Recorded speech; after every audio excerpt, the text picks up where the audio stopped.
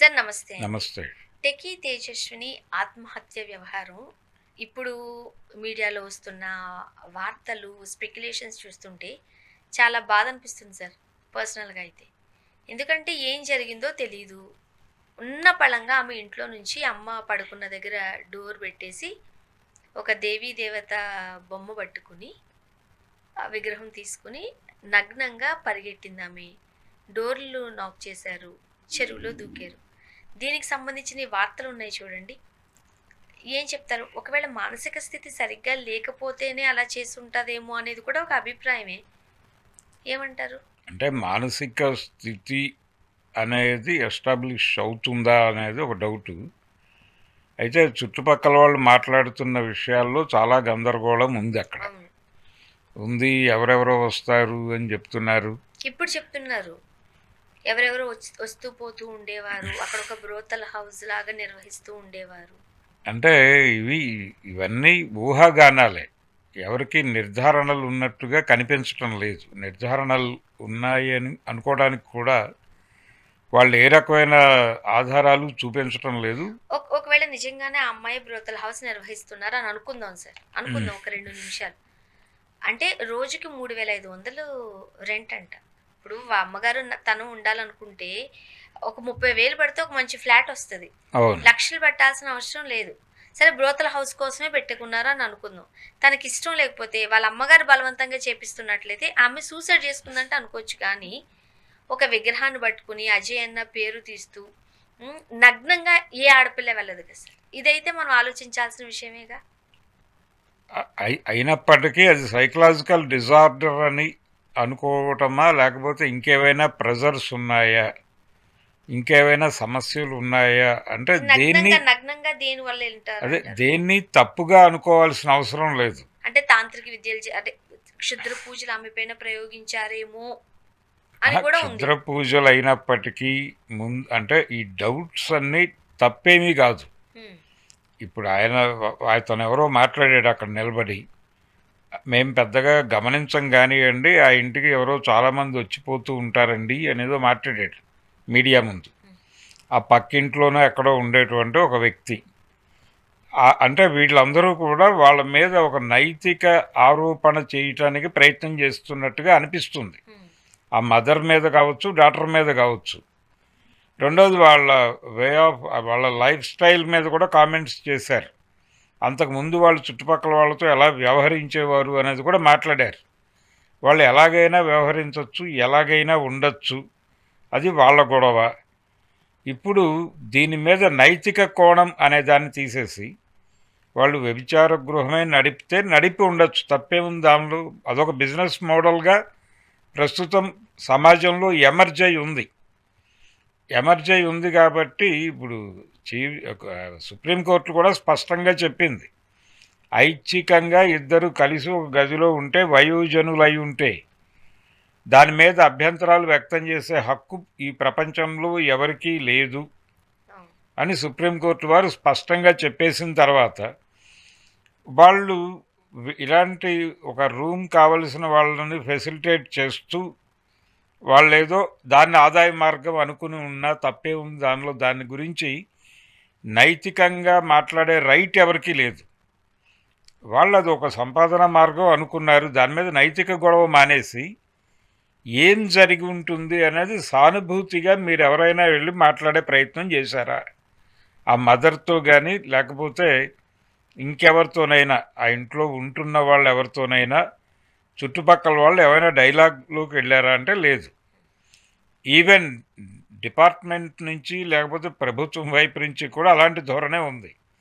అంటే దానిలో ఒక నైతిక కోణాన్ని రేపి ఆ అకౌంట్లో దీన్ని మూసేసే ప్రయత్నం ఏదో జరుగుతోంది.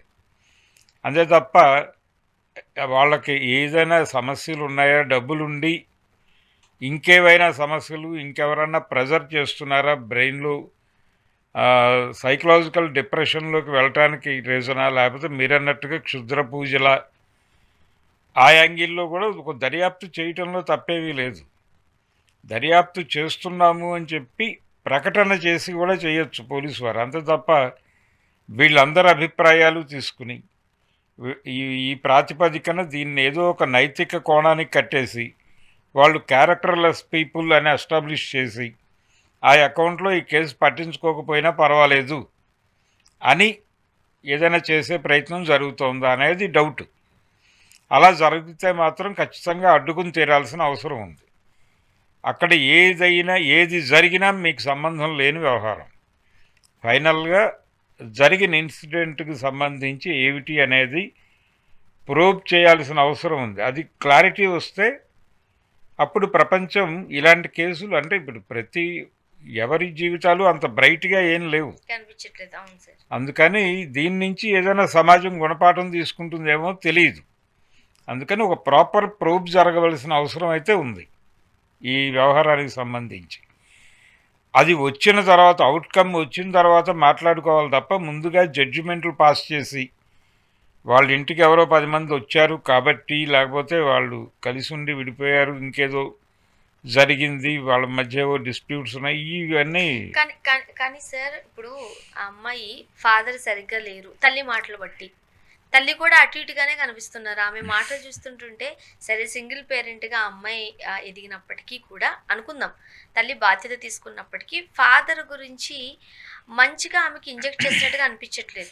అతను ఏం పట్టించుకో, ఎందుకంటే సొసైటీ ముందే, మైక్ ముందే తన హస్బెండ్కి సంబంధించి ఆమె కొంచెం ఇదిగా మాట్లాడుతున్నప్పుడు కూతురికి అదే తెలిసి ఉండొచ్చు, డిప్రెషన్ ఉండుండొచ్చు.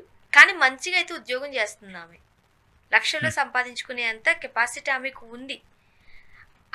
అయినప్పటికీ కూడా, అంటే ఉద్యోగంలో అంతా చేసుకుంటూ వెళ్ళిపోతున్నా ఎక్కడో ఈ పిల్లలు కాస్త స్ట్రెస్కి గురవుతున్నారా, డిప్రెషన్కి గురవుతున్నారా, ఇంతవరకు ఏం జరుగుతుంది? అంటే ఫ్యామిలీలో ఉండే డిస్టర్బెన్స్లు పిల్లల బుర్రల మీద ప్రభావం చూపిస్తాయి అనేది వాస్తవం. ఇది ఎగ్జాంపుల్ కూడా.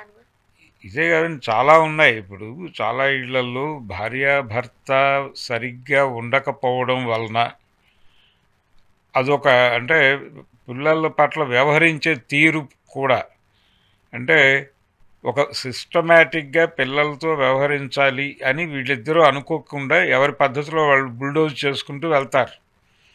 వెళ్ళటం వలన వాళ్ళిద్దరి మీద వ్యతిరేకత పెంచుకునే అవకాశం ఉంది, ఒక్కొక్కసారి ఒకళ్ళ మీద వ్యతిరేకత పెంచుకునే అవకాశం ఉంది, రెండో వాళ్ళకు అనుకూలంగా మారిపోతారు. అప్పుడు కూడా ఒక సమన్వయం సాధించాల్సిన అవసరం ఉంది. ఆ పాత్ర భార్య పోషిస్తుందా, భర్త పోషిస్తాడా అనేది వేరే గొడవ. కానీ ఒక సమన్వయం ఉండాలి ఫ్యామిలీలో. ఆ సమన్వయం లేని కుటుంబాలలో ఇలాంటి మెంటల్ డిప్రెషన్ కేసులు బయటకు వస్తాయి.